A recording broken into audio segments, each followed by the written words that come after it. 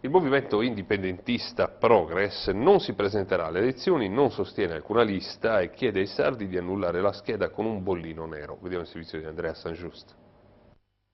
Progress sceglie la via del non voto, anzi del voto nullo ma creativo. Il movimento indipendentista non crede nel Parlamento italiano come luogo nel quale possono essere messi in campo e curati gli interessi della Sardegna, perciò si toglie dalla mischia delle prossime elezioni politiche. Non polemizza, ben inteso, con gli altri gruppi della stessa area che hanno presentato le liste, scelta legittima, dice Franco Contu, eletto coordinatore un mese fa al Congresso nazionale di Cagliari.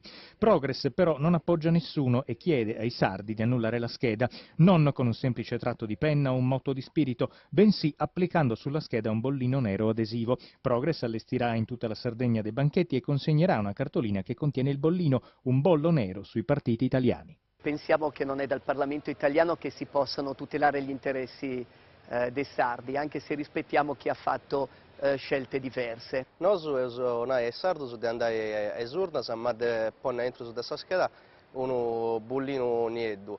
Poi penso che ad ogni maniera i sardi che hanno andato sul Parlamento italiano non hanno po' di fare interesse dei sardi e dunque una cosa di è una maniera per fare avere questa maniera di pensare. Quello che vorremmo dire però, al di là del voto e della delega, è un'esortazione a tutti i cittadini a svegliarsi e impegnarsi fattivamente nelle comunità per cambiare le cose. Noi lo stiamo facendo partendo dalle comunità che amministriamo, Terralba e Lanusei, e per noi iniziano 377 campagne elettorali nelle nostre comunità per cambiare insieme a tutti, indistintamente, a tutti i cittadini sardi le cose e costruire insieme la Repubblica di Sardegna.